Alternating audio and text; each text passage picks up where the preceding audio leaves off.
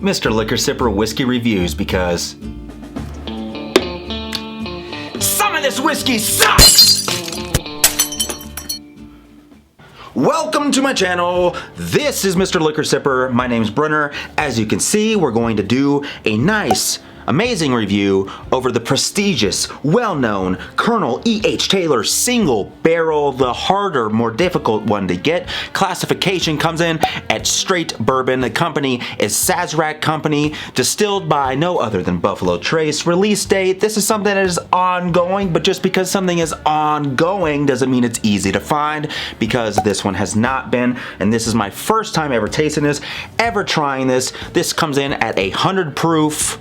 Age is something that is not actually disclosed, and they also have a mash bill that is undisclosed, but it's Buffalo Trace's mash bill number 1 is the speculation, and is believed to be somewhere between the 10% rye or less. Now, let's get to it.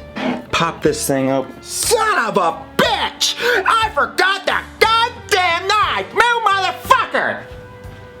But I got these. This ain't a knife, but I got some scissors. Alright, we got some scissors. It's always a fucking job to get these things off overused condoms. Or maybe underused and they're dried and whatnot. Alright, first time ever. Cork pop, let's go. Ooh, a little steamy, but not too loud. Sometimes you gotta fuck a little quiet, because that's just the way things are. Now we're gonna do a little pour. I gotta go pee. Okay, just a little bit, just a little bit. I'm gonna put this little top back on here, and we will display the bottle in a nice, sensual, sexual fashion where everyone can see, because if you're not seen, then you don't matter. At least that's what they say on all the social media platforms, right? Fuck those things. And now it's time for my favorite thing, nosing for newbies. Let's get to sniffing. All right, this smells like broken promises and shattered virginity. Kind of like prom. Smells like a Scientologist baptism. Potentially with Tom Cruise and a little dash of John Travolta in there. Probably a little Grease and Vanilla Sky, but not so much Sky vodka, because not a fan. I'm a bourbon guy, after all. Kind of smells like strip club mop water. So if you're into that, that's my review. Goodbye. Now, if this is your first time to the channel, then cheers. And if this is your second time to the channel, thank you. But if you've just been coming back for more and more of these longings of my interesting fun facts and smell-a-thons of my nosing for newbies, then thank you. If you haven't yet, hit the subscribe button, hit the like button, and if there was one of these, and I tell you to hit that button too, because at the end of the day, we all have our own opinion, and some of those opinions suck just like some of the whiskeys do. And you're probably wondering, what the fuck just happened, and what type of channel did I just jump into? You jumped into the channel where I'm about to tell you the actual factual smells of what this E.H. Colonel clusterfuck is all about. So I actually get real, you got your classic sense that you get straight off the nose here, and then you have a little bit of that oak infused. I can already tell you just immediately that just from smelling this, it doesn't smell like it's coming in at 100 proof. Smells like potential 80 proof. Has some nice creamy vanilla that's in there that is very nice, very prominent. And then honestly, there's like a vanilla oatmeal. It's kind of funny that I joked about the nosing for newbies and said Vanilla Sky, because there's definitely that vanilla that's in there. Cream corn, a little bit of bubble gum, and some of those beautiful fresh summer flowers that are in there. You know, the ones that you walk out there. You remember in Star Wars whenever they pretended like they didn't fuck out in the meadows, but then they really did? It smells like that. Nice touch of ethanol, but it's subdued in the back. Not a lot of distraction. There's a little bit of fruitiness, but it's very, very subtle on the tail end here. So we're just gonna go ahead and we're gonna go to the palate after we do the swirls for the girls and the twisters for the misters, and now it's topsy-turvy and down the gullet.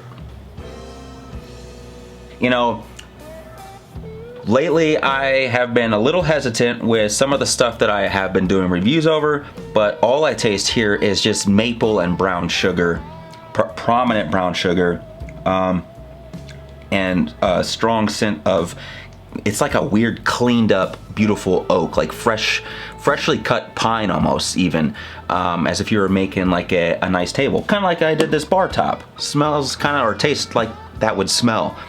It's nice, it's flavorful, it's full, it's well bodied, it's greatly balanced, has a beautiful top here, or beautiful top, has a beautiful bottle. Not to mention it is put inside of this contraption that looks like something that you would either use for the 4th of July or Happy fucking New Year's.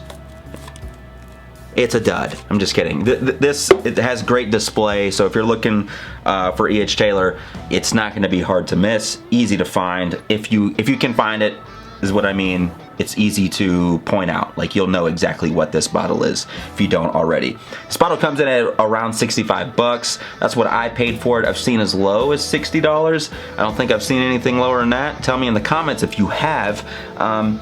As far as right now, being a sipper or a skipper, as I normally put in the front, this is definitely going to be a sipper, but where are we at on the sip-o-meter? Well, I can tell you on the Glencairn, after I just told you about the outside appearance, I give that a solid 4. It's not quite as iconic as you would see like a Willet bottle or your Blanton's bottle, but it's still nice and elegant, and something that still captures the eye, especially with this display here of this nice little can of a Cracker Jack box thing, except for a cylinder style one. Excuse me, I need to sip some more of this because it is that damn good. Yeah, nice and spritzy, a little bit of 7-Up in there. The burn is so low and subtle. Even like I said, just doing the nosing, it came across as an 80 proof, though it is not. It makes my mouth water. Does this thing have a short, long, or medium finish? I would say this comes out to be a medium finish, but it tastes so good it keeps you coming back for more. Kind of like, well, you know, just go to the most perverted place in your mind, and that's where you would want to go get another licking.